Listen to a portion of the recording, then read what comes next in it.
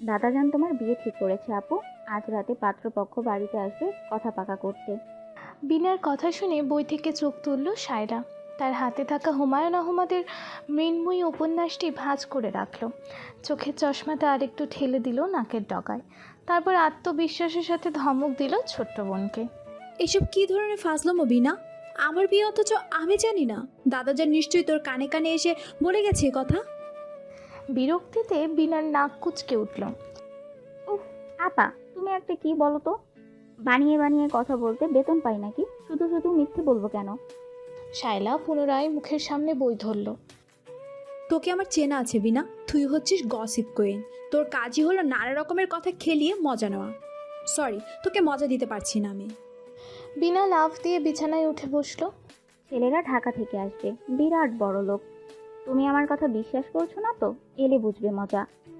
এবার শায়লা বিরক্ত হলো। বিরাট বড় লোক আবার কি রে? আমরা কম বড় লোক? এরকম ছোট লোকের মতো কথা বলিস কেন? আমাদের কি আছে আপা? সব তো দাদার সম্পদ। আমাদের তো বিনা কথা শেষ করতে পারে না। শায়লা তাতস্বরে চেঁচিয়ে উঠল। কানের কাছে ঘ্যাজর ঘ্যাজর বন্ধ করবি না, না হলে কানের উপর দিব ধরে একটা। ফাজিল মেয়ে কোথাকার। বিনার নয়নদয় জলে টইটুম্বুর। সে বোনের দিকে অসহায় চোখে চাইল। আমার কথা বিশ্বাস করলে না তো? বিকেলে দাদাজান যখন ডাকবে তখন বুঝবে এই বিনা মিছে বলেনি। শায়লা পাত্তা দিল না। সে আবারও বই পড়তে মনোযোগ দিল। মাঝে মাঝে পড়তে পড়তে উদাস হয়ে জানালা দিয়ে বাইরে তাকাচ্ছে। এই জানালাটা ভীষণ প্রিয় শায়লার কাছে। জানালার সামনে বিরাট বড় পুকুর। পুকুরের পাশ দিয়ে বড় রাস্তা। সারাদিন রিকশার টুংটাং গাড়ির হর্ন শোনা যায়। সকাল বিকেল নিয়ম করে স্কুল কলেজের ছেলে মেয়েদের দল বেঁধে আসা যাওয়া চলে। একসময় নিজেও তো এই পথ দিয়ে স্কুল কলেজে গেছে। নস্টালজিক হয়ে শায়লা বই বন্ধ করে জানালায় এসে দাঁড়ালো। এখন কার্তিক মাস, তবুও গরম বাতাস ভেসে আসছে পুকুরের ওপাশ থেকে।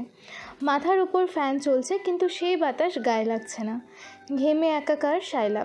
নগাঁওতে গরম বেশি পড়েছে এবার। শায়লা জানালার গ্রিল ধরে দাঁড়ালো। দীর্ঘশ্বাস ফেলে ভাবছে প্রিয় জায়গা ছেড়ে যাওয়ার সময় হয়ে গেছে তার। এরপর এখানে আসবে বিশ্ববিদ্যালয় বন্ধে। শায়লা তৃষ্ণার্থের মতো জানালা ধরে দাঁড়িয়ে রইল। তার দৃষ্টি বাইরের রাস্তায়। মেয়েকে ডাকতে এসে থমকে গেছে রুবিনা। মেয়েটা কেমন যেন মন খারাপ করে দাঁড়িয়ে আছে। রুবিনা অনেকটা সময় নিশ্চুপ দাঁড়িয়ে থেকে মেয়েকে দেখল। তার চেহারা জুড়ে মুগ্ধতা। শায়লার পিঠের ওপর লম্বা বেনি ঝুলছে। একহারা গরনের মেয়েটার গায়ের রং ফর্সার দিকে। চেহারা অনেকটা বাবার অদলে পেয়েছে। মনটাও কঠিন আবরণে ঢেকে রাখা। রুবিনা জানে আবরণের ভেতরের মনটা নরম কাদামাটির মতো। মেয়েটার হৃদয়ে কঠিন ব্যামো আক্রান্ত, যেটিকে রুবিনা ঘৃণার ব্যামো বলে। এই ব্যামো মেয়েটাকে কঠিন বানিয়ে দিয়েছে। মা, কি দেখছো ওভাবে? রুবিনা চমকে গেল। বুঝে পেল না মেয়ে বুঝলো কি করে তার উপস্থিতি। সে এগিয়ে গিয়ে মেয়ের পাশে দাঁড়ালো। শায়লা, বুঝলি কি করে আমি এসেছি? শায়লা হাসলো। বোঝা যায় মা, যারা হৃদয়ের কাছে মানুষ তারা যতই দূরে থাকুক তাদের অস্তিত্ব টের পেতে সময় লাগে না। রুবিনা মুগ্ধ নয়নে মেয়েকে দেখল। কি সুন্দর করে গুছিয়ে কথা বলে মেয়েটা। এতটুকু মেয়ের মাথায় এত বুদ্ধি কি করে হলো? সে তো এত বুদ্ধিমতী না। সবাই তাকে বোকা রানী বলে। বোকা বলেই না দুয়ো রানী হয়েছে। শায়লা রুবিনার পানে দৃষ্টি দিল।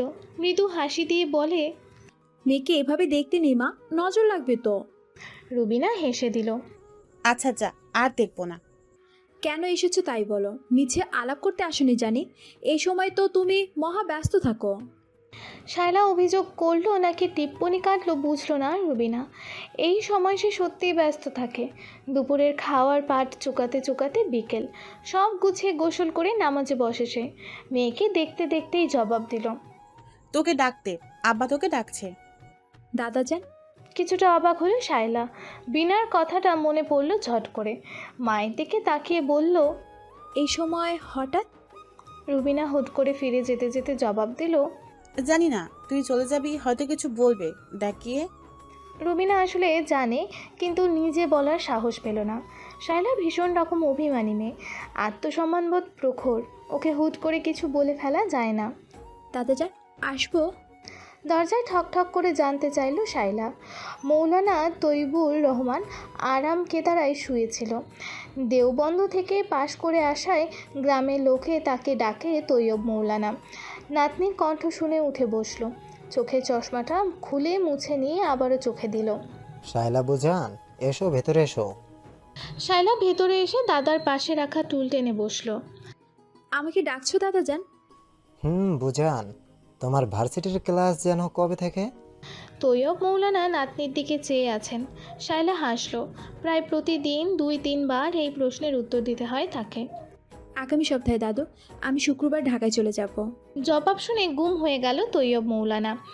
শায়লা বুঝলো তার যাওয়ার কথা শুনে দাদুর মন খারাপ হয়েছে। সে চুপচাপ দাদাজানের হাত ধরল। আমি ছুটিতে নিয়মিত বাড়িতে আসবো দাদাজান, তুমি এই নিয়ে একদম ভেবো না। তৈয়ব মাওলানা পরম মমতায় নাতনির হাত হাতের মুঠোয় নিল।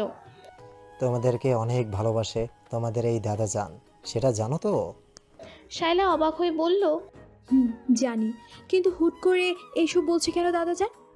তৈয়ব মাওলানা চোখ বুজে শ্বাস ফেলল। বুঝান, তোমাকে না জানিয়ে আমি একটা সিদ্ধান্ত নিয়েছি। তুমি যদি রাগ না করো তবে বলতে পারি? শায়লার বুক ধক করে উঠল। দাদাজান কি সিদ্ধান্ত নিয়েছে? বিনার কথাটা সত্য নয় তো? কেন যেন ভয় করছে শায়লার। সে কম্পিত কণ্ঠে জানতে চাইল, কি সিদ্ধান্ত দাদাজান? আমি কিছুই বুঝতে পারছি না, কি বলবে বলো তো? তৈয়ব মাওলানা কাঁপা কাঁপা গলায় বলল, তোমার মত না নিয়ে তোমার বিয়ে ঠিক করেছি আমি। শায়লা তৈয়ব মাওলানার হাত ছেড়ে দিল। আর্তনাদ করে উঠে দাঁড়িয়ে বলল, কি বলছো তুমি জানো না আমার কি ইচ্ছে? তবুও এত বড় একটা সিদ্ধান্ত আমায় না জানিয়ে কেন নিলে দাদাজান? তৈয়ব মাওলানা গলা কেঁপে উঠল। বুঝান, তুমি আমাকে ভুল বোঝো না। অনেক চিন্তা ভাবনা করে এই সিদ্ধান্ত নিয়েছি আমি, তুমি মানা করো না। শায়লা ক্রোধান্বিত হয়ে উঠল। তোমাকে নিজের সবচেয়ে আপনজন ভেবেছিলাম দাদাজান, তুমি আমার স্বপ্ন পূরণের কাণ্ডারি হয়েছিলে। সেই তুমি কিনা আমার স্বপ্ন পূরণে বাধা তৈরি করে দিতে চাইছো? এই কেমন বিচার তোমার দাদাজান? তৈয়ব মাওলানা ভীষণ কষ্ট পেলেন নাতনির কথায়। আহত স্বরে বলল, আমাকে নিয়ে এমন বিচার তোমার মনে আসলো কি করে বুঝান? আমাকে তুমি এই চিনলে? শায়লা অধৈর্য হয়ে বলল, এত কিছু আমি বুঝি না দাদাজান, তুমি এই বিয়ের কথা বন্ধ করো। আমি এই মুহূর্তে বিয়ে করব না কিছুতেই। তৈয়ব মাওলানা নাতনির হাত ধরল, কাছে টেনে বসিয়ে দিল। বুঝান, আমাকে এত অবিবেক মনে হয় তোমার? একটুও কি বিশ্বাস নেই আমার উপর? এতদিন দায়িত্ব পালন করেও কি তোমাদের বিশ্বাস অর্জন করতে পারিনি বুঝান? আমি কি সব সময় ন্যায়ের পথে হাঁটি নাই? শায়লা মরিয়া হলো। বিশ্বাস অবিশ্বাসের কথা না দাদাজান, তুমি জানো আমার ইচ্ছা, তুমি কিভাবে আমার সিদ্ধান্ত নিলে? তৈয়ব মাওলানা গম্ভীর কণ্ঠে বলল, কেন এমন সিদ্ধান্ত নিলাম জানতে চাও? তাহলে শোনো, তোমাদের নিয়ে চিন্তা হয় আমার। তোমার দাদি বুড়ি আর আমি, আমাদের দুজনেরই বয়স হয়েছে, যখন তখন মরে যাইতে পারি। আমি প্রায় এই চিন্তা করে ব্যাকুল থাকি। আমার অবর্তমানে তোমাদের অভিভাবক কী হবে? আমি না থাকলে এই সম্পদ, ঘর বাড়ি আর 5টা অবলা মেয়েকে কে দেখবে বুঝান? তুমি বলো, কার ভরসায় শান্তিতে চোখ বুঝবো? আর অভিভাবক না থাকলে তোমাদের বিয়েই বা দেবে কে? কে তোমাদের আশ্রয় দেবে? অভিভাবকহীন মেয়েদের বিয়ে বড় কষ্ট বুঝান। শায়লা তার ছেলের হাসি দিল। তোমার নাচ জামাই দেখবে আমাদের। তোমার নিজের রক্তই যদি মুখ ফিরিয়ে নেয়, তাহলে অচেনা কারোর উপর কিভাবে ভরসা করতে পারো? এগুলো হাস্যকর যুক্তি দাদাজান। এই পৃথিবীতে কেউ কাউকে দেখে না, সবার নিজেকে নিজেই দেখতে হয়। এটা কি তুমি জানো না? নাচ জামাই দেখবে এমন আশা করি না। আমি চাই নাচ জামাই তোমার সাহস হবে। দেখবা তো তুমি, পাশে একজন থাকলে সাহস হয় বুঝান। কি অদ্ভুত কথা বলছো দাদাজান। সারা জীবন আমাদের একা চলার সাহস দিয়ে আজ এই কথা? আমি মানি না দাদাজান, তোমার এই অন্যায় মানতে পারছি না। তুমিও শেষ পর্যন্ত পাকনা কাটার দলে চলে গেলা। শায়লার চোখে অদ্ভুত বিস্ময়। সে নজরের দিকে বেশিক্ষণ তাকিয়ে থাকতে পারল না তৈয়ব মাওলানা।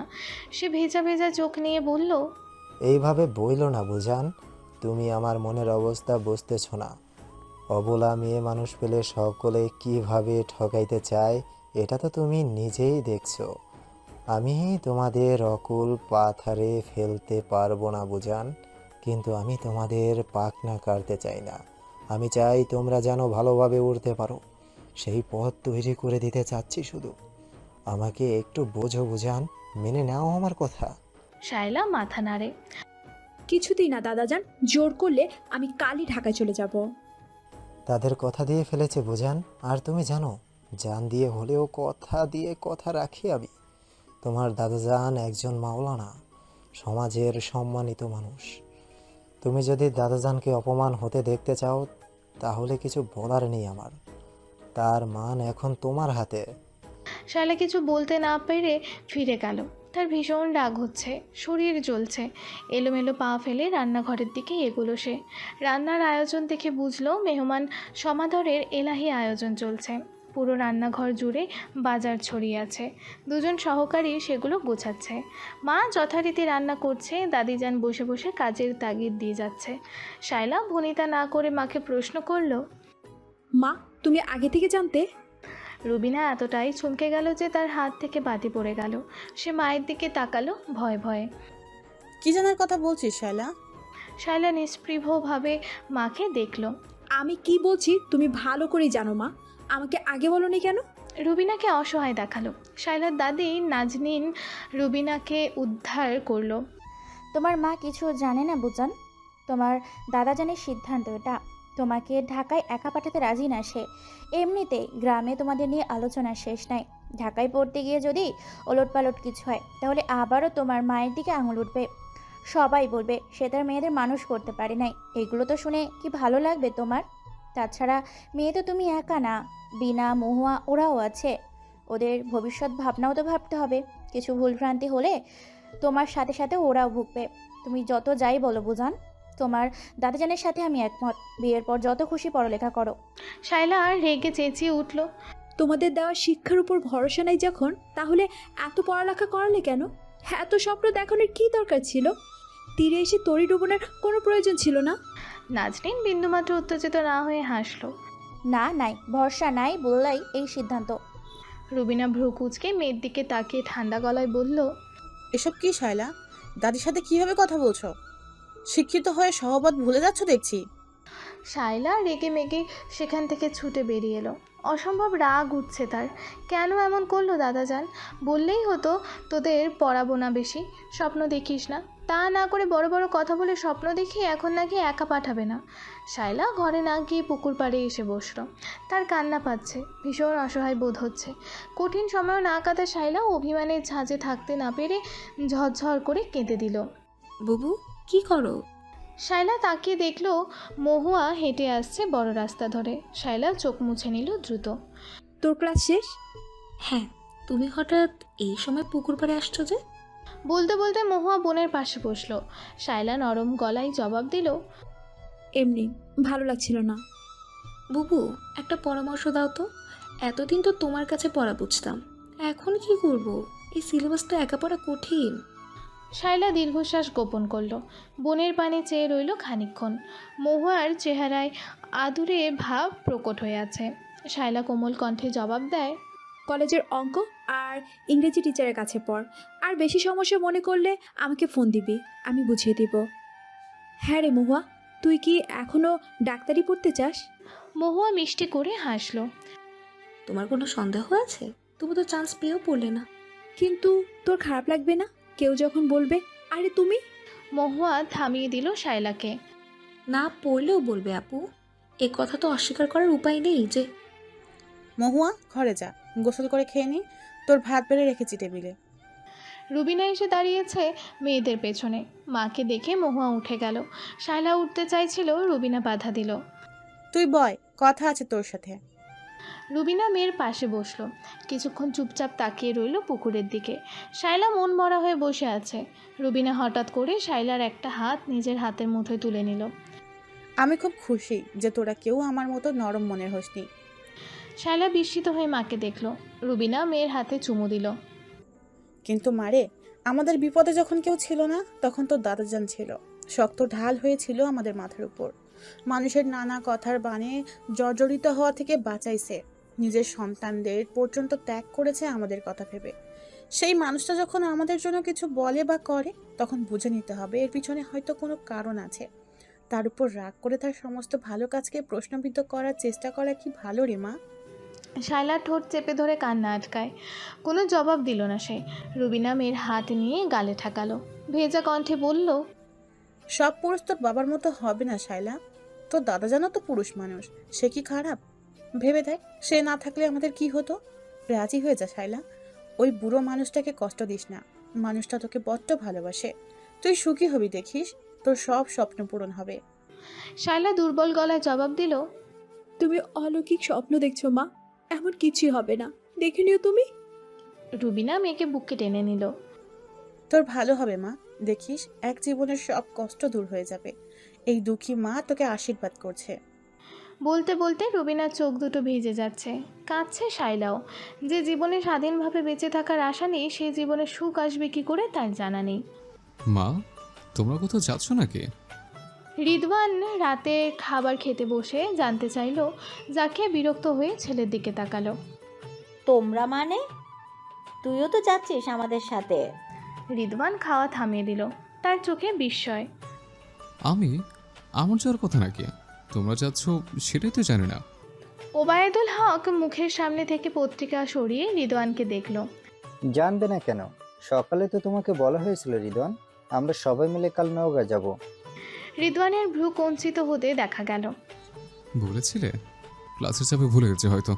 আমি এখন যেতে পারবো না বাবা, এক্সাম শিডিউল হয়েছে, অনেক আইটেম জমা হয়ে আছে, পাস না করলে বিপদে পড়বো। ওয়াহেদুল হক পত্রিকা ভাঁজ করে সরিয়ে রাখলো। চায়ের কাপ দূরে ঠেলে দিয়ে বলল, ভোরে রওনা হব আমরা। এখন এসব বলে কি লাভ বাবা? তোমাকে যে যেতেই হবে। আমরা সবাই যাচ্ছি, বেশি না, মাত্র 2 দিনের জন্য। 2 দিনে নিশ্চয়ই তোমার মহা ক্ষতি হয়ে যাবে না? রিদওয়ানের খাওয়া শেষ। সে হাত গুটিয়ে নিয়ে বাবাকে দেখলো। আমার যাওয়াটা জরুরি কেন বাবা? তোমরা সবাই যাচ্ছ, যাও না, আমি হলে চলে যাব। ওয়াহেদুল হক বিনা আওয়াজে হাসলো। তোমার দাদাজানের শরীর ভালো না বাবা, উনি আমাদের সবাইকে একসাথে দেখার ইচ্ছে প্রকাশ করেছেন, না হলে এমন ঘটা করে যাওয়ার কোনো কারণ ছিল না। রিদওয়ান উঠে দাঁড়ালো। ওয়াহেদুল হক ডাকলো তাকে। একটু কষ্ট হলেও ম্যানেজ করে নাও বাবা, 2 দিনের ব্যাপার। কাল যাব, পরশু ফিরবো, ভোরবেলা বেরোবো আমরা। রিদওয়ান জবাব না দিয়ে হাত ধুয়ে ঘরে ঢুকে গেল। জাকিয়া স্বামীর কাছে এগিয়ে এলো। কি বুঝলে, যাবে? ওয়াহেদুল হক ভ্রু কুচকে তাকালো। যাবে? তোমার সব গোছগাছ শেষ বৌমাদের? সকালে যেন কোনো ঝামেলা না হয়। জাকিয়া মাথা নাড়ে। সব নিয়েছি, তবুও আরেকবার চেক করছি। ঠিক আছে, সবাইকে বলে দাও 5টার সময় যেন নিচে থাকে। সকালে রওনা দিলে 10টার মধ্যে পৌঁছে যাবো আশা করা যায়। আমি শুতে গেলাম। ওয়াহেদুল হক উঠে পড়ল। যদিও টেনশনে ঘুম হবে না, তবুও চেষ্টা করতে দোষ নেই কোনো। আসসালামু আলাইকুম দাদু। রিদওয়ান পায়ে হাতে দিতেই বয়স্ক হাতটি ওর হাত ধরে ফেলল। তুমি আসছো দাদু? আমি জানতাম তুমি আসবা। আমার কথা শুনলে কিছুতেই না এসে থাকতে পারবা না। রিদওয়ান প্রসন্ন চিত্তে হাসল। তুমি ডাকলে না এসে পারা যায়, কিন্তু শুনলাম তুমি অসুস্থ, এসে দেখছি ভালোই আছো। আব্দুল বর চোখের চশমাটা ভালো মতো এঁটে নিয়ে রিদওয়ানকে দেখলো। ওর হাত ধরেছিল, টেনে পাশের চেয়ারে বসিয়ে দিল। উপর থেকে কি সব বোঝা যায় দাদু? তাহলে তো আর ডাক্তারের প্রয়োজন হতো না পৃথিবীতে। রিদওয়ান 75 বছরের সৌম্যদর্শন বুড়ো মুখটির দিকে তাকিয়ে থাকে। চুল সাদা, দাড়ি সাদা। মানুষটাকে দেখে সুফি দরবেশ মনে হয়। সে একটু চিন্তিত হয়ে বলল, তোমার শরীর সত্যিই খারাপ বলছো? আব্দুল রব মাথা নাড়ালেন। শরীরের কথা তো বলতে পারবো না দাদু, তবে মনটা বেশ খারাপ থাকে।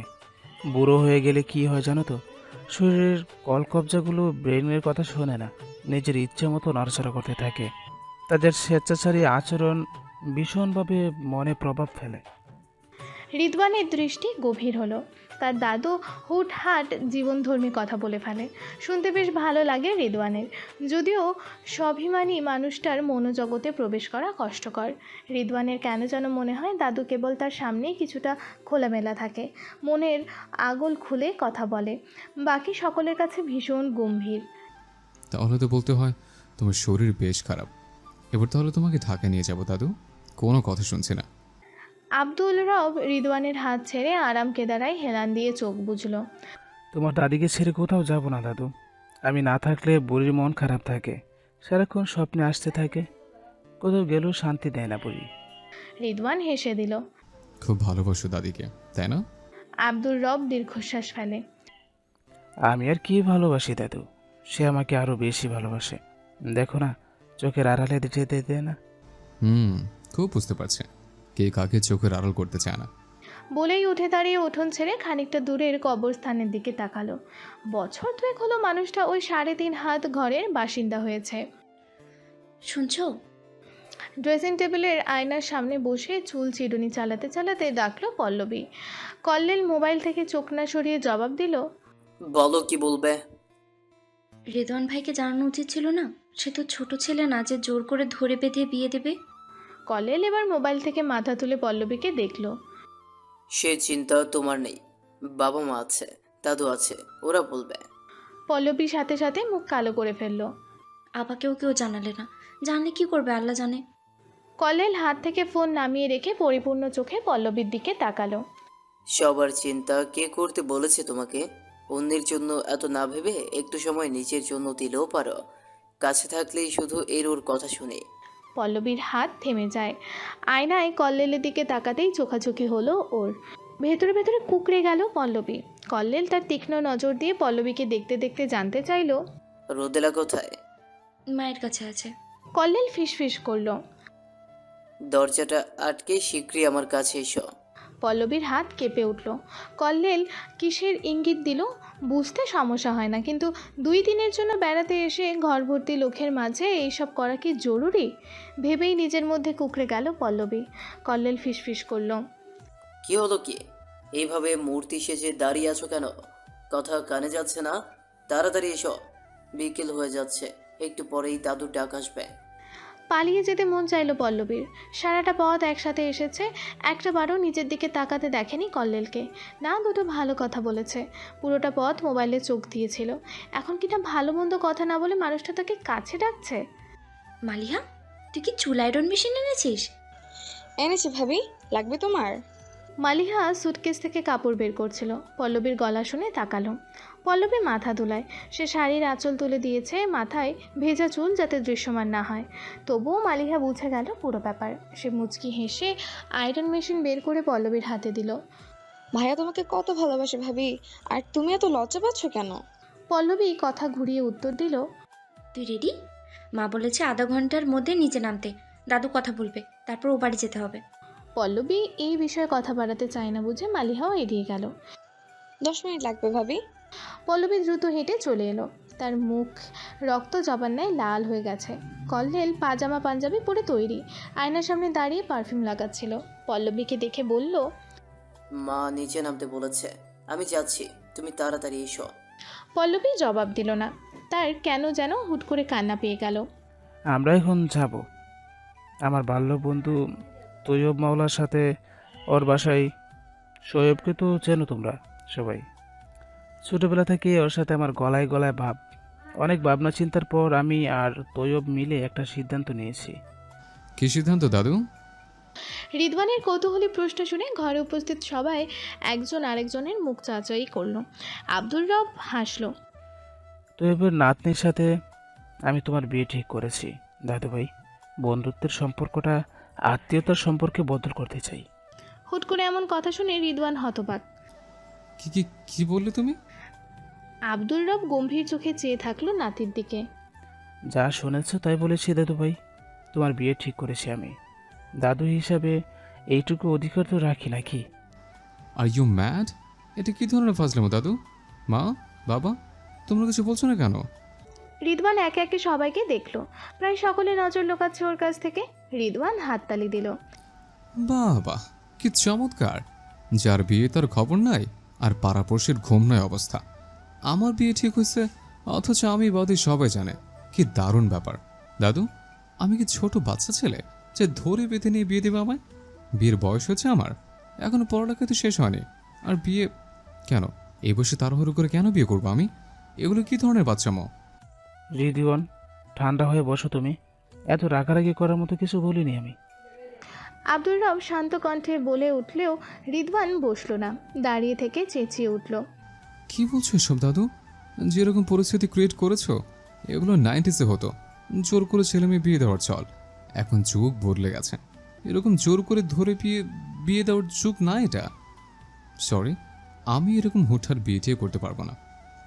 নাতির মুখে সরাসরি নিষেধ শুনে মনটা ভারাক্রান্ত হয়ে গেল আব্দুর রবের। সে মন খারাপ করে বলল, সময় কখনো বদলায় না রিদওয়ান, বদলে যায় মানুষ। মানুষের বদলটাকে সব সময় সময়ের বদল বলে চালিয়ে দেয় মানুষ। আর পুরনো নিয়ম, পুরনো ফ্যাশন বলে গলা উঁচু করলে কি সব পুরনো হয়ে যাবে? একটা কথা শুনোনি, ওই যে বলে ওয়ার্ল্ড ইজ গোল্ড। রিদওয়ান মাথা নাড়ালো। সরি দাদু, তোমার এই সিদ্ধান্ত আমি মানতে পারছি না।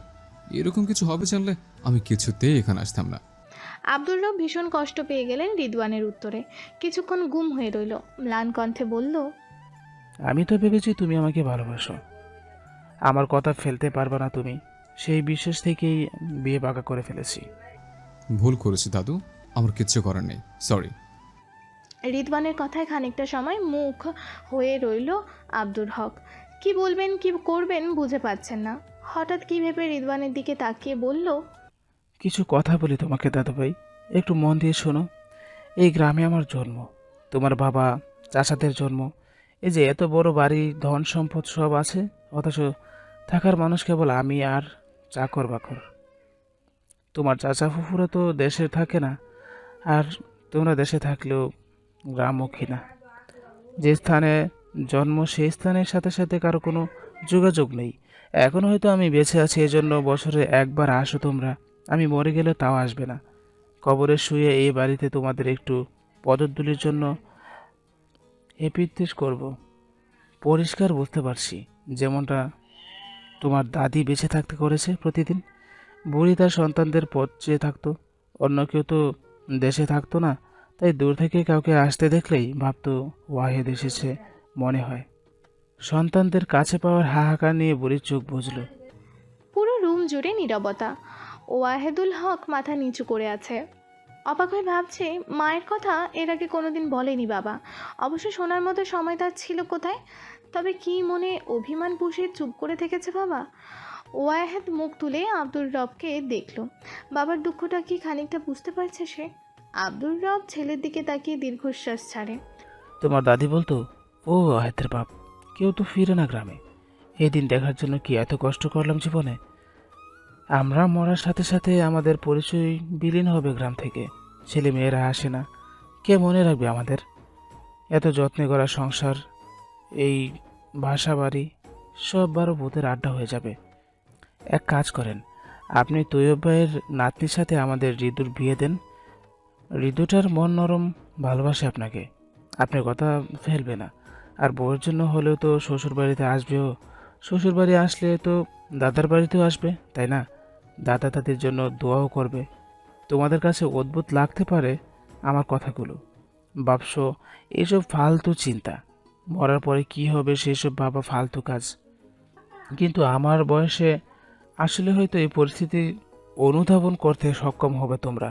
রিদওয়ান দাদু ভাই, আমরা আগের যুগের মানুষ, মুখের কথার অনেক দাম আমাদের। কথা দিয়ে কথা না রাখতে পারলে আমরা জীবিত থেকেও মৃত্যু হয়ে যাব। তার উপর তৈব আমার বন্ধু, আমাদের অনেক ইচ্ছা ছিল আত্মীয়টা করার, নানা কারণে সেই ইচ্ছা পূর্ণ হয়নি। এখন তুমিই পারো তোমার দাদি আর আমার মনের এই বিশেষ ইচ্ছাটা পূরণ করতে। তৈয়বকে আমি কথা দিয়েছি, ওর নাতনি আমার বাড়ির বউ হবে। ভয় পেও না, এখন সংসার করতে হবে না তোমাকে। কেউ বলবে না বউয়ের দায়িত্ব নাও। মেয়েটা ঢাকা ভার্সিটিতে চান্স পেয়েছে, তৈয়বকে একা পাঠাবে না বলেই এরকম ব্যবস্থা। ওর একটা আশ্রয় হলো তোমার একটা বউ। তোমরা দুজন নিজের মতো থাকবে, মন চাইলে একে অপরকে সময় দেবে। কোনো জোরাজোরি নেই ভাই। তবুও বিয়ের জন্য মানা করো না, বিয়ে তো করবেই একদিন। দাদুর জন্য না হয়ে একটু আগেই করলে। আমি কখনো তোমার কাছে কোনো দাবি করিনি। আজ জীবনে প্রথম ও শেষবারের মতো কিছু চাইছি। মানা করে ওই বুড়োটার মনে কষ্ট দিও না। রিদওয়ান কড়া কথা বলতে যেও থেমে গেল। আব্দুর রবের মুখটা বড্ড ফ্যাকাশে দেখালো। দুপুরে দাদুর বলা কথাগুলো মনে পড়ল তার। শরীর খারাপ নিয়ে কথা হচ্ছিল। মানুষটার শরীর মনে হয় সত্যিই খারাপ করেছে। ভাবতে ভাবতে আব্দুর রব চেয়ার থেকে কাত হয়ে পড়তে যায়। রিদওয়ান চেঁচিয়ে উঠল, দাদু! মা, সে যদি ঘটনা জানার পরও তুমি দাদুর সাথে মিলে ষড়যন্ত্র করছো। তুমি জানতে দাদুর কথা ফেলতে পারবো না আমি। জাকিয়া মুখে বাদাম দিতে গিয়ে থামলো। শোন রিদওয়ান, আমাকে ভুল বুঝিস আবারও। আমিও তোর মতো বাধ্য হয়ে অনুমতি দিয়েছি, কিছু করার নেই আমার। রিদওয়ান দাঁতে দাঁত চেপে বিড়বিড় করলো। এখনো সময় আছে মা, বিয়েটা বন্ধ করো। একটা মেয়ের জীবনে ছিনিমিনি খেলার সাহস দেখাচ্ছ, এর ফল কিন্তু ভালো হবে না। পরে কিছু হলে আমাকে দোষ দিও না, জানো। জাকিয়া জবাব দিল না, সে নিজেই আছে গ্যারা করে। শ্বশুর সাহেব যে সারা জীবনের শোধ এইভাবে তুলবে তা কি সে ধারণা করেছিল? তারও কিছু করার নেই আসলে। সে ফিরে তাকালো উঠোনের দিকে। সেখানে আব্দুর রব, তৈয়ব, মাওলানা সহ সকলে বসে আছে। হাসির আওয়াজ ভেসে আসছে। জাকিয়া উকি দিয়ে শ্বশুর সাহেবকে দেখলো। সে চোখ বড় বড় করে তাকিয়ে দেখছে মানুষটাকে। কে বলবে কিছুক্ষণ আগেই মানুষটা এতটা অসুস্থ ছিল? জাকিয়া ছেলেকে ডাকলো। রিদওয়ান, চল যাই। ওখানে সকলেই বসে আছে, এভাবে আলাদা থাকলে খারাপ দেখায়। তুমি যাও, আমি পুকুর পরে কিছুক্ষণ বসে থাকবো। জাকিয়া ঝট করে ছেলের মুখের দিকে তাকালো। রিদওয়ানের চেহারা লাল, প্রচণ্ড রেগে আছে বোঝা যাচ্ছে। এখন রিদওয়ানকে কিছু বলা আর উলু বনে মুক্ত ছড়ানো একই কথা। জাকিয়া ওকে রেখে এগিয়ে গেল। মাকে যেতে দেখে রিদওয়ান হাত ছুড়ে দিল আকাশের দিকে। নিজের চুল খামচে ধরে কিছুক্ষণ উবু হয়ে বসে রইল। হঠাৎ পাশে থাকা ইটের টুকরো হাতে তুলে নিয়ে পুকুরের ঢিল ছুড়ল প্রচণ্ড আক্রোশে। শায়লা ভীষণ গম্ভীর হয়ে গেছে, কারো সাথেই ঠিকঠাক কথা বলছে না। বিকেলে রুবিনা একটা শাড়ি নিয়ে শায়লাকে দিল। তোর দাদিজান পাঠিয়েছে, পরে তৈরি হয়ে থাক, ওরা চলে এসেছে। শায়লা একবার নজর ফিরিয়ে শাড়িটা দেখলো, তারপর আবার বইয়ের দিকে তাকালো। রুবিনা আরও কিছু বলতে চাইছিল, কিন্তু মেয়ের মুখ দেখে সাহস হলো না। দীর্ঘশ্বাস ফেলে বেরিয়ে এলো। মা চলে যাওয়ার পরেই শায়লা বই বন্ধ করলো। উঠে এসে শাড়িটা হাতে দিল।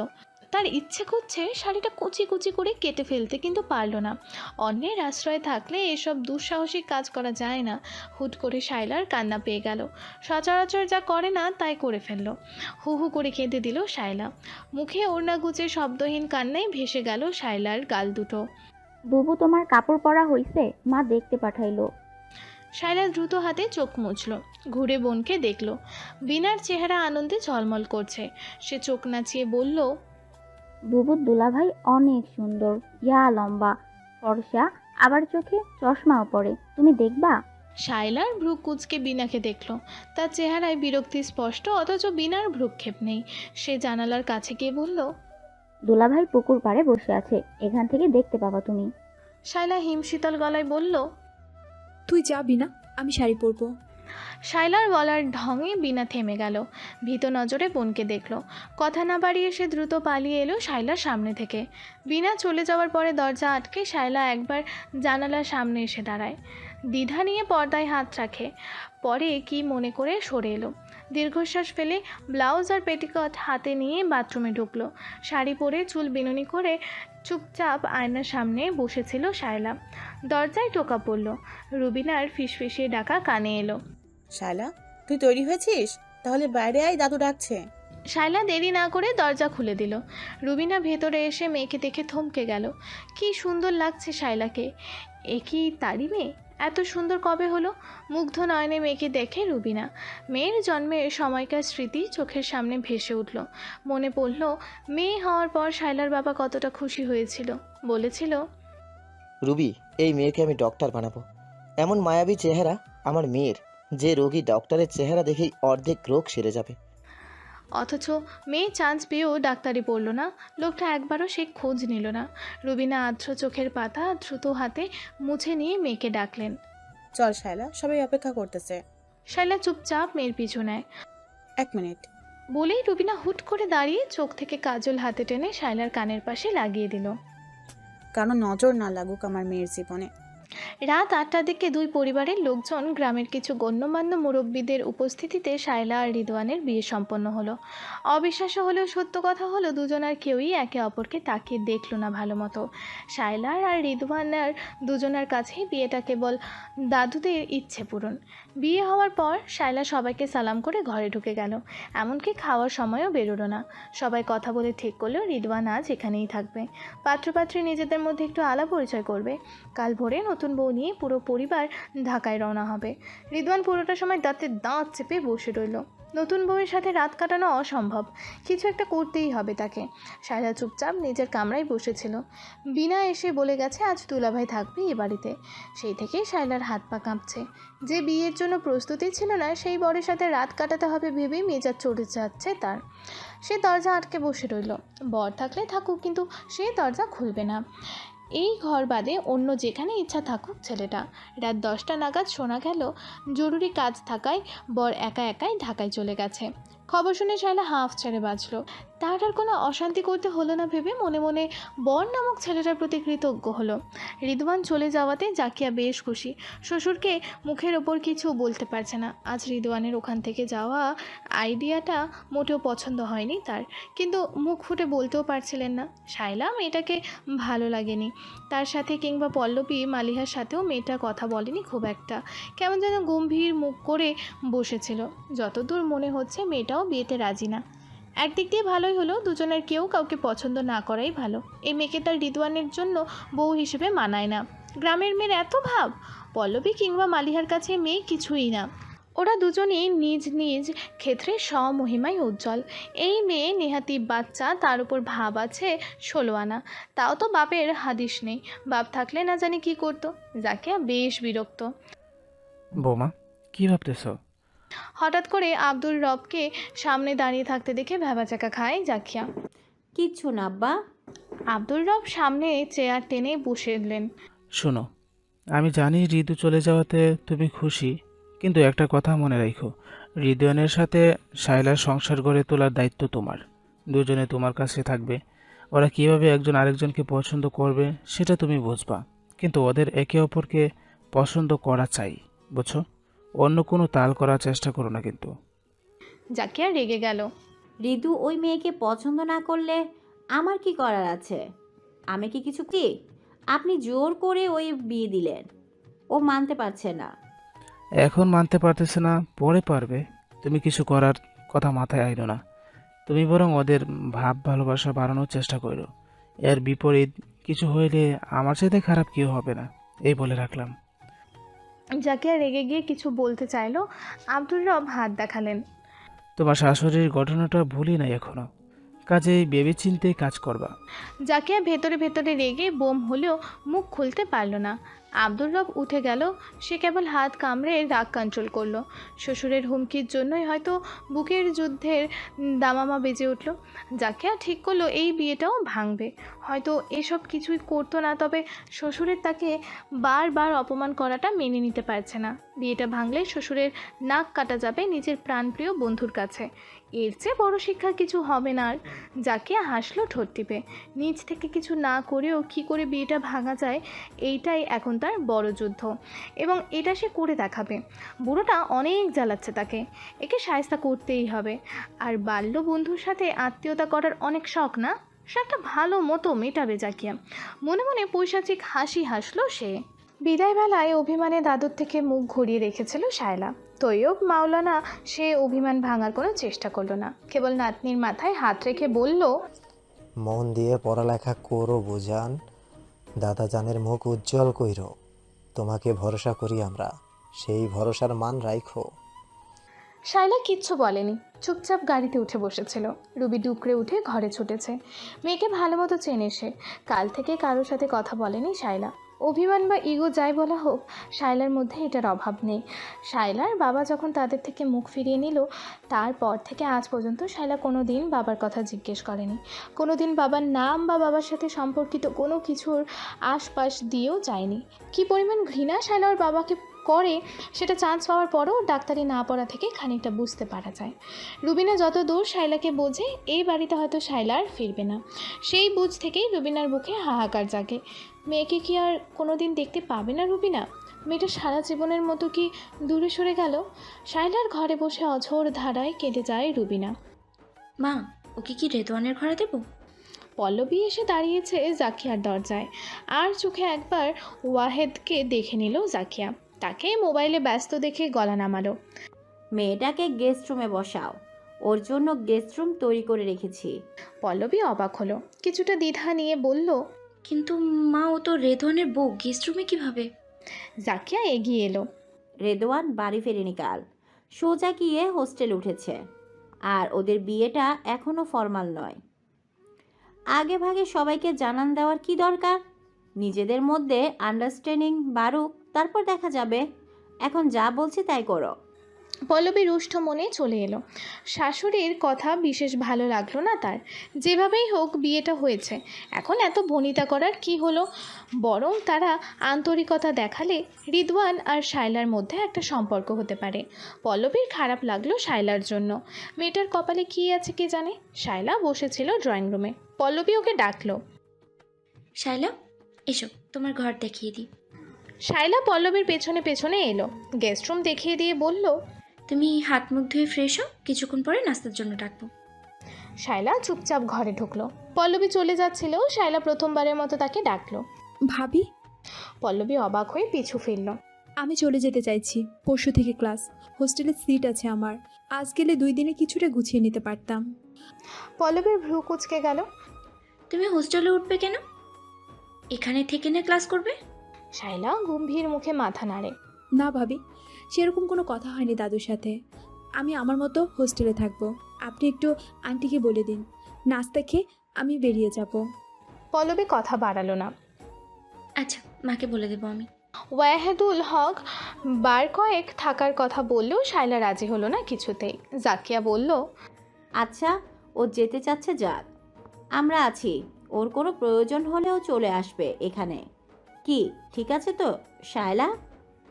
শায়লা মাথা দুলিয়ে সায় দিল। ওয়াহেদুল হক নিজ থেকে জোর করে এলে শায়লাকে ভার্সিটিতে রাখতে। শায়লার ভীষণ অস্বস্তি হতে লাগলো। অকারণে কারো কাছ থেকে সাহায্য বা ফেভার নেওয়া পছন্দ করে না শায়লা, কিন্তু এখন সেটাই করতে ইচ্ছে হচ্ছে। না চাইতেই অচেনা মানুষগুলো ওর কারণে ছোটাছুটি করছে। সে পুরোটা পথ ভীষণ মন ছোট করে চুপচাপ বসে রইল। ওকে নামিয়ে দিয়ে ফিরে যাওয়ার সময় ওয়াহেদ ডাকলো, শায়লা মামনি, আমার ফোন নাম্বারটা রাখো, কোনো প্রয়োজন হলে বিনা দ্বিধায় ফোন দেবে আমাকে। সম্পর্কে ও শ্বশুর লোকটার সম্বোধন শায়লা কিছুটা কেঁপে উঠল। এই বয়সী মানুষগুলোকে ঠিক সহ্য হয় না শায়লার। বাবার কথা মনে পড়ে। মনটা অসহ্য বেদনায় হুটোপুটি করে। বাবা থাকলে কি ওকে মামনি ডাকতো? শায়লার মন চঞ্চল হলো। সে নিজেকে সামলে নিয়ে মোবাইলের নাম্বার তুলে নিল। রিদওয়ান ঢাকায় ফিরে সোজা হোস্টেলে উঠেছে। তাও আজ 7 দিন হয়ে গেল।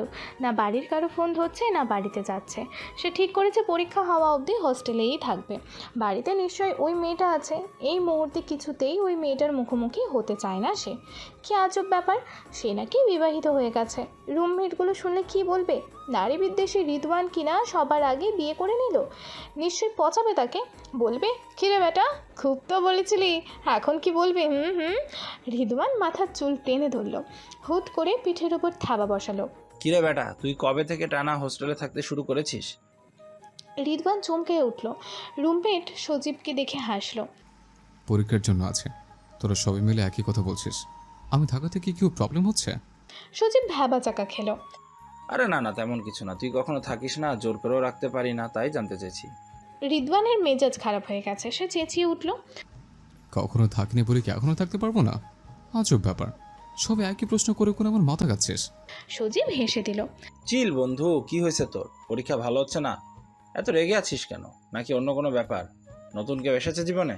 সজীবের কথা শুনে মেজাজ ঠান্ডা হওয়ার বদলে আরো গরম হলো। অন্য কেউ এলেই বাকি, আর এলে তোকে বলবো কেন? কথা খুঁজে পাস না? সজীব বোকার মতো তাকিয়ে থেকে হাঁপ ছাড়ে। থাক ভাই, আর কোনো কথা বলবো না তোকে। তুই একা একা থাক, আমি লাইব্রেরিতে যেয়ে আসছি। সজীব রুম থেকে বেরিয়ে গেল। রিদওয়ান নিশ্চুপ বসে থাকে।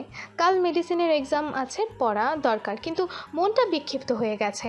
সে কি ওভার রিঅ্যাক্ট করেছে? মনে হলো সজীবের সাথে অকারণেই রাগ দেখিয়ে ফেললো। কেউ যাতে কিছু টের না পায় তাই হাত থেকে আংটিটা খুলে রেখেছে প্রথম দিনই। কারো ওপর ডিপেন্ডেবল হওয়ার কোনো ইচ্ছে তার কোনো কালেই ছিল না, এখনও নেই। ক্লাস শুরু হয়েছে, কিছু বন্ধু জুটে গেছে এরই মধ্যে। শালা খুব বন্ধু বৎসল নয়, তবুও ওর মধ্যে হয়তো কিছু আছে যা অন্যকে আকৃষ্ট করে। ঢাকায় প্রথমবার এসেছিল ভর্তি পরীক্ষা দিতে, তারপর ভর্তি হতে। 2 বারই ওর ফুফাতো ভাইকে সাথে পাঠিয়েছে তৈয়ব মাওলানা। সেবার ভীতি হতে এসে টুম্পার সাথে আলাপ হয়েছিল। এই কয়দিনে টুম্পার সাথে ভালো খাতির হয়ে গেছে। তিনজন রুমমেটের দুইজন সিনিয়র বলে বেশ চাপে থাকতে হয় শায়লার। এরই মধ্যে অনাকাঙ্ক্ষিতভাবে মুখোমুখি হলো র্যাগিংয়ের। শায়লার মাথায় এখন সব সময় টিউশনের ভাবনা ঘুরে বেড়ায়। নিজের টুকটাক খরচ সামলাতে দুটো টিউশন করা জরুরি হয়ে গেছে। দাদুর টাকা সে আর হাত পেতে নিতে চায় না। যে মানুষটা তার মনের খবর জেনেও না জানার ভান করে তার কাছ থেকে কোনো রকম সাহায্য সে নেবে না ঠিক করেছে। এই ভাবনাতে মশগুল থেকে তাদের ডিপার্টমেন্টে মোস্ট সিনিয়র একটা গ্রুপের সামনে পড়ে গিয়ে সালাম না দিয়ে বিপত্তি বাঁধায় শায়লা। প্রতিদিন নানাভাবে র্যাগিং করে শায়লাকে। ওরা নিয়ম করে দিল প্রতিদিন তাদের ক্লাসে এসে সালাম জানিয়ে যাবে শায়লা। এর অন্যতা হলে কঠিন শাস্তি। রুমমেট সিনিয়র আপুদের ধরেও শাস্তি মওকুফ করতে পারে না শায়লা। তারপর একদিন অপ্রীতিকর একটা পরিস্থিতিতে দেখা গেল শায়লা আর রিদওয়ানের একদম অপরিচিত হিসেবে। শায়লা একটা টিউশনের খবর পেয়েছে। ক্লাস শেষ করে তাড়াহুড়ো করে সেখানেই যাচ্ছিল। টিএসসির মোড় পার হয়ে ওর ডিপার্টমেন্টের সিনিয়রদের আড্ডা বসে প্রতিদিন। আজও বসেছে 7-8 জনের একটা দল। 2 জন মেয়ে আর বাকি ছেলেরা মিলে গান ধরেছে। এমন সময় শায়লাকে ওদের নজর এলো। ওকে দেখে ওদের মনে এলো আজ শায়লা আসেনি ওদের সালাম দিতে। ওদের চেহারায় দুষ্টু হাসি ফুটে উঠল। দলে থাকা দিনা হাসিবকে ইশারা করতে সে শীষ বাজালো। শায়লা ওদের খেয়াল করেনি। হুট করে তার সামনে নিপাকে দাঁড়ানো দেখে থমকে গেল। নিপা অমায়িক হাসি দিয়ে বলল, কোথায় যাচ্ছেন ম্যাডাম? আজ আপনার দেখা পেলাম না যে। শায়লা ভ্যাবাচাকা খায়। কি বলবে ভেবে না পেয়ে চুপ করে রইল। অদূরের জটলার দিকে ইশারা করে নিপা মুচকি হাসে।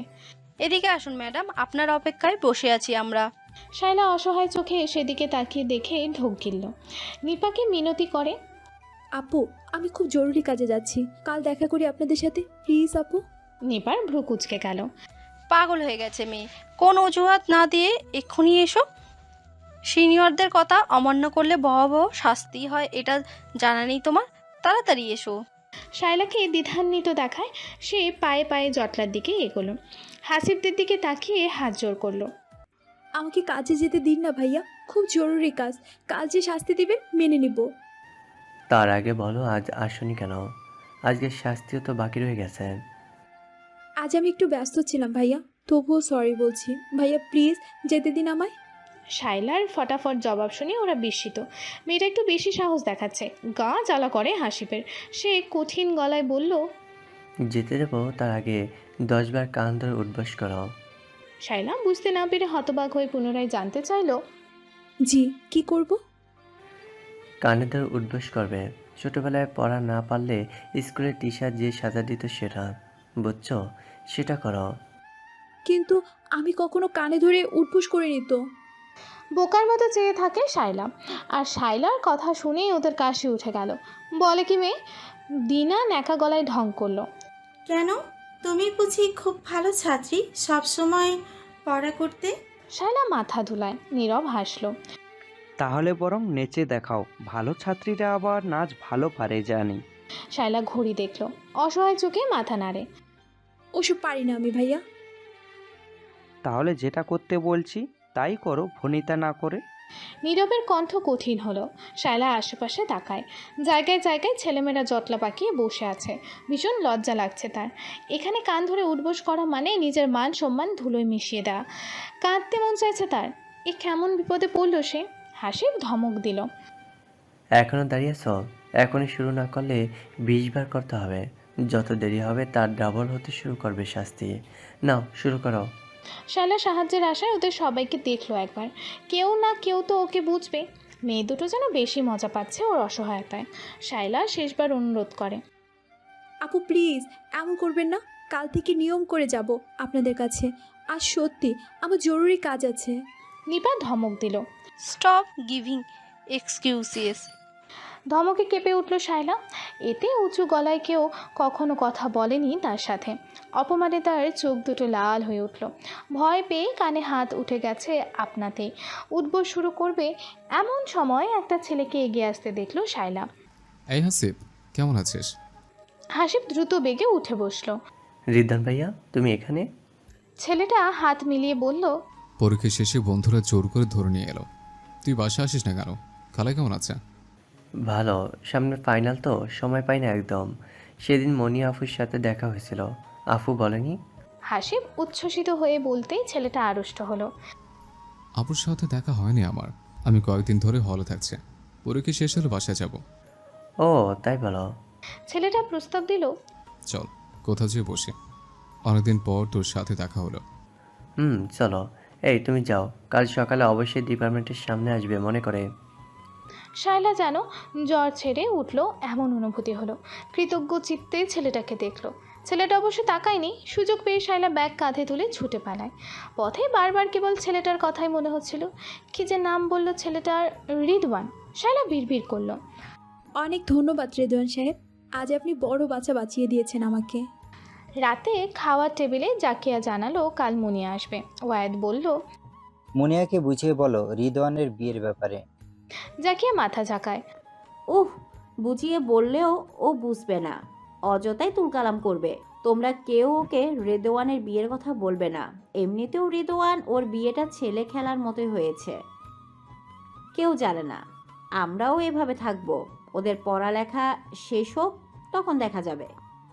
ওয়ায়েদুল হক বিরক্ত হলেন। কী সব বলছো জাকিয়া? মানলাম হুট করে হয়েছে বলে ওদের মেনে নিতে সমস্যা, তাই বলে তবু বাচ্চাদের সায় দেবে? তো কি করব? এলাকায় মিষ্টি বিলিয়ে করব? ওই মেয়েটা কি আমাদের পরিবারের সাথে যায় বলো তো? ওর পরিবারের হাল দেখছো? বাবা মা আলাদা, বিয়ের অনুষ্ঠান করলে বেয়াই পাবে কোথায়? বেয়াই না আবার দুজন, মানে লোক হাসানো আর কি। তোমার বাবার না হয় আমাদের সমাজে থাকতে হয় না, তার নিজের মর্জি আমাদের উপর থুপড়ে দিয়েছে, তাই বলে তুমিও বাবার দলে ভিড়বে? তুমিও বলো তোমার বিজনেস বন্ধুদের সাথে কার পরিচয় করাবে? ছেলের শ্বশুর অমুক দুটো বিয়ে করেছে। ওয়ায়েদ চুল করে থাকলেও কল্লোল মাকে তাল দিল। মা ঠিক বলেছে বাবা, যদি এমন হতো যে এক বউ মারা গেছে তাই আবার বিয়ে করেছে, তবু মারা যেত। এখানে ব্যাপারটা শুনতেও কেমন যেন লাগে। আসাদ অবশ্য চুপ করে রইল। জাকিয়া বলল, তোর কি মত আসাদ? কিছু বলছিস না যে?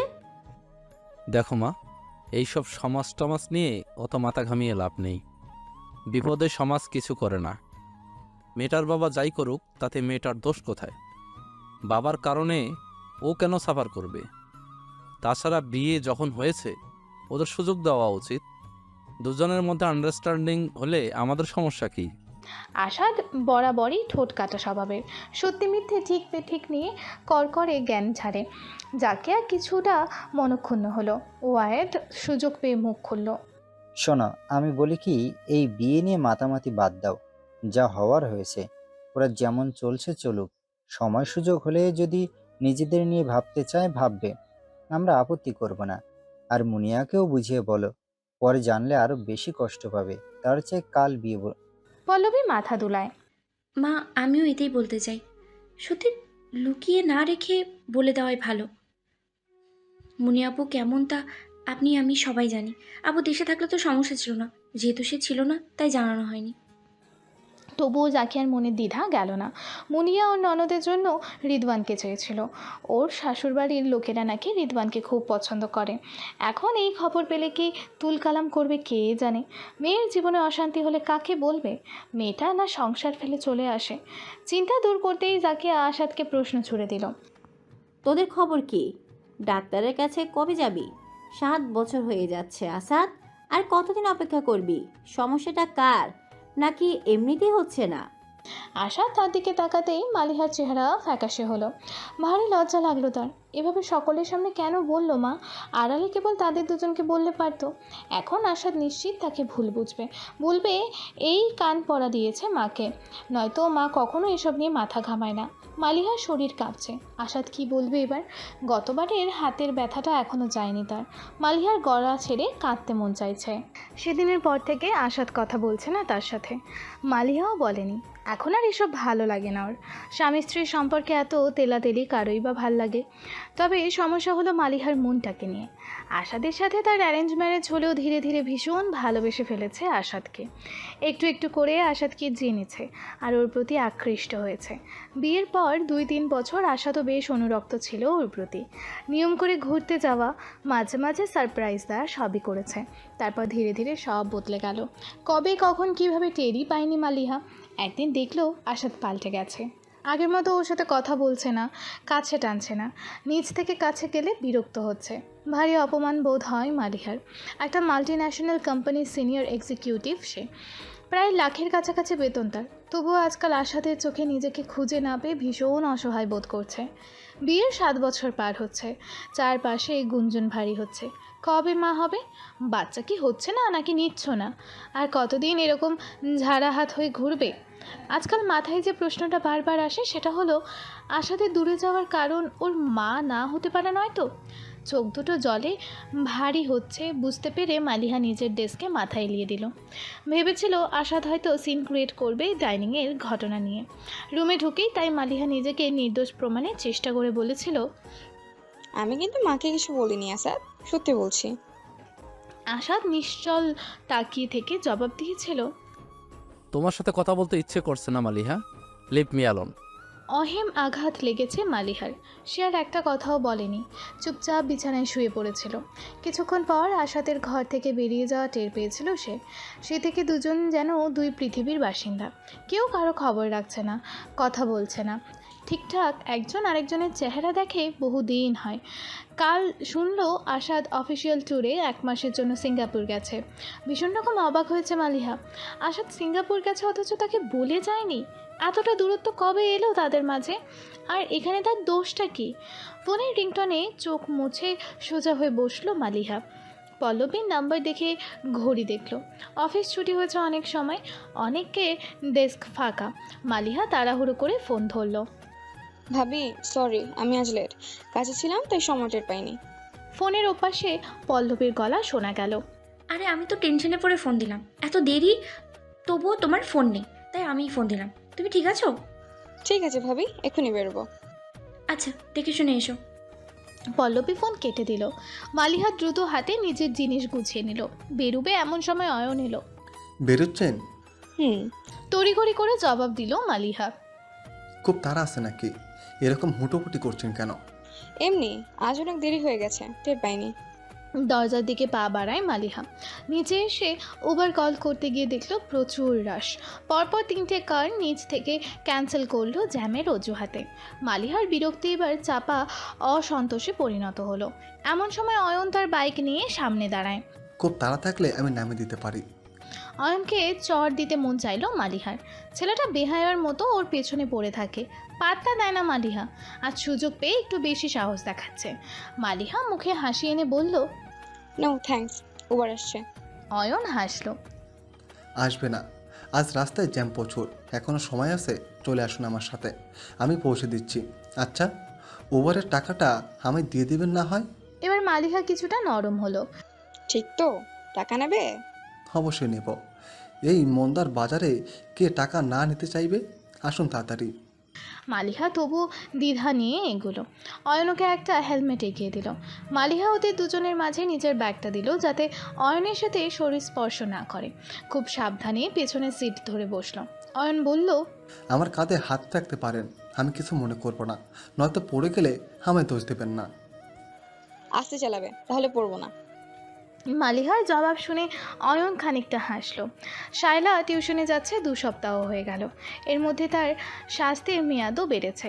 বিরক্ত হয়ে যাচ্ছে শায়লা, কিন্তু কীভাবে সমঝোতা করবে কিছুই ভেবে পাচ্ছে না।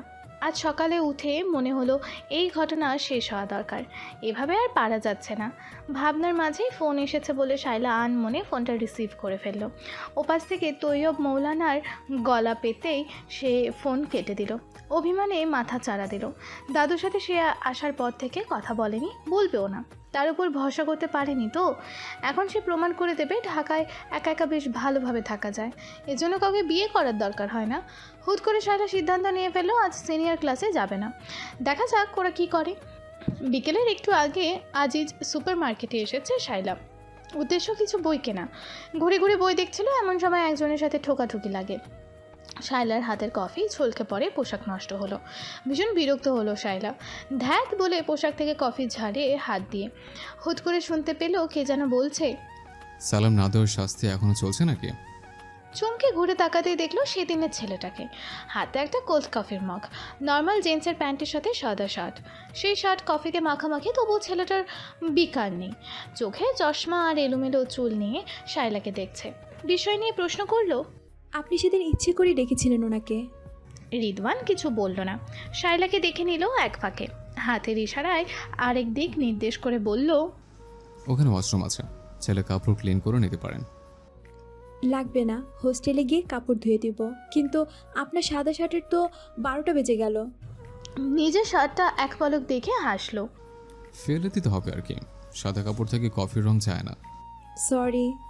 শায়লা মন খারাপ করে বলতেই রিদওয়ান বিরক্তিসূচক আওয়াজ করলো, সরি কেন? আপনার শার্ট নষ্ট হলো বলে। তাতে আপনার দোষ কোথায়? হয় দুজনের দোষ, নয়তো কারোরই দোষ না, বাদ দিন। শায়লা ইতস্তত বোধ করে বলেই ফেলে, আমি চাইছিলাম আপনার সাথে আমার আবার দেখা হোক। কেন? অবাক চাহনি দিয়ে জানতে চাইল রিদওয়ান। শায়লা কিছুটা লজ্জা পেল। খুব বড় লজ্জা পাওয়ার থেকে বাঁচিয়ে দিয়েছিলেন গতদিন। Many many thanks. রিদওয়ান ঠোঁট উল্টায়। থ্যাঙ্কস বলার কিছুই নেই মিস। শায়লা, আমার নাম শায়লা।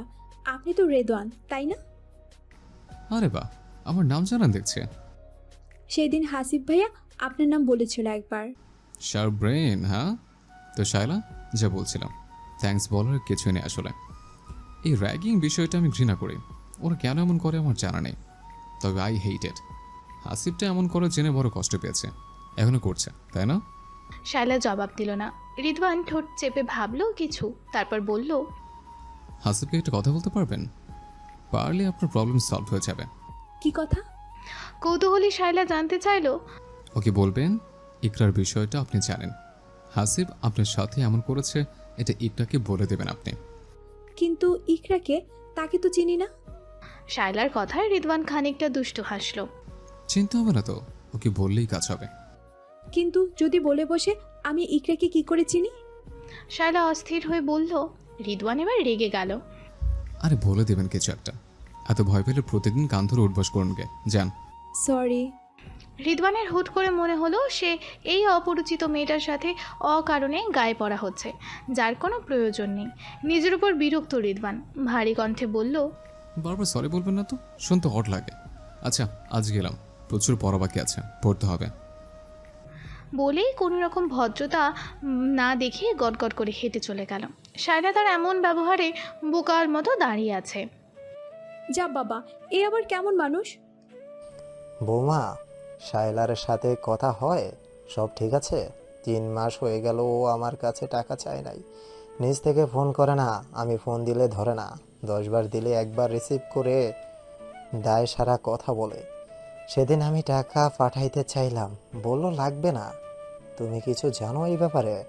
রুবিনা মাথা নিচু করেছিল, মুখ তুলে তৈয়ব মাওলানাকে দেখলো। মানুষটার মন খারাপ বোঝা যাচ্ছে, কিন্তু সত্য তো লুকিয়ে রাখা যাবে না। আজ হোক কাল হোক প্রকাশ পাবেই, এর চাইতে ভালো আগেই জানুক। রুবিনা মৃদুস্বরে বলল, আব্বা, ও বললো 2টা টিউশনই পাইছে, তাতে ওর হাত খরচ হয়ে যায়। তৈয়ব মাওলানা ব্যথিত নয়নে রুবিনার দিকে তাকালো। ওকে বলেছিলাম মন দিয়ে পড়ালেখা করতে, টিউশনি করলে পড়বে কখন? ওর কি ভালো রেজাল্ট করার ইচ্ছা নাই? রুবিনা মাথা নাড়ে। সেটাও জিজ্ঞেস করছি আমি, বললো পড়ালেখায় কোনো সমস্যা হয় না, সমস্যা হইলে ছেড়ে দিবে। তৈয়ব মাওলানা দীর্ঘশ্বাস ফেলে বলল, বুঝছি, ও আমার উপর রাগ করছে, ওকে এখন বিয়া দিচ্ছি দেখা রাগ হইছে। আচ্ছা তুমি কও তো বৌমা, আমি কি সত্যিই খারাপ কাজ করছি? ওর বিয়া দেওয়া উচিত হয় নাই আমার? তোমাদের সবার ভালো চিন্তা কইরা কি আমি ভুল করলাম? আমার সিদ্ধান্তে ভরসা করলো না শায়লা। রুবিনা উৎকণ্ঠিত হলো। শ্বশুরকে সান্ত্বনা দিতে তাড়াঘড়ি করে বলল, না আপা, আপনি কোনো ভুল করেন নাই। শায়লা বাচ্চা মানুষ, এখন রাগ হয়ে আছে, যখন বুঝবে আপনার সিদ্ধান্তই ঠিক, তখন দেখবেন আপনার উপর রাগ থাকবে না। আপনি অস্থির হয়ে না আপা, শায়লার রাগ পড়ে যাবে ধীরে ধীরে, আমি ওকে বোঝাবো। তৈয়ব মাওলানা মলিন মুখে জবাব দিল, বুঝলেই ভালো। আমার তো তোমাদের কাছ থেকে কিছু চাওয়ার নাই বৌমা, তোমাদের সুখে শান্তিতে দেখে মরতে পারলেই আমার শান্তি। রুবিনা স্নেহময় ধমক দিল, আবল তাবল বললেন না আব্বা, মরার কথা আসতেছে কেন? নাতনি আপনার, জেদও আপনার মতন, ওর বাচ্চামিতে কিছু মনে নিয়েন না আব্বা। নাজনীন এতক্ষণ চুপচাপ স্বামী আর বৌমার কথোপকথন শুনছিলেন। এবার তিনি মুখ খুললেন। আর জামাই বাড়ির কথা কিছু কই? একবারও গেছে ওই বাড়ি? রুবিনা মাথা নাড়ে। যাই নাই, ওরাও ডাকে নাই। তার মানে কি জামাই এর সাথে দেখা হয় নাই আর? নাজনীন ক্ষীণ স্বরে প্রশ্ন করেন। হয় নাই বলল। এই বিষয়ে বেশি কথা বলতে চায় না, জানতে চাইলে রাগারাগি করে। তৈয়ব মৌলানা নীরব রইল। নাজনীন বলল, ভালোই হয়েছে, একদিন দিয়ে। কেবল পড়ালেখা শুরু হয়েছে, এখন মন দিয়ে পড়ুক। জামাই সংসার নিয়ে ব্যস্ত থাকলে পড়া হবে না, ধীরে ধীরে ওদের মধ্যে মিল মহব্বত হোক। কি বলেন আপনি? শেষ প্রশ্নটা তৈয়ব মাওলানাকে উদ্দেশ্য করে করলেন। তৈয়ব মাওলানা গুম হয়ে গেলেন, স্ত্রীর কথার জবাব দিলেন না। শায়লা ক্লাস শেষ করে হলে ফিরেছে, পেছন থেকে হাসিব ডাকলো, এই শালা একটু শুনবে?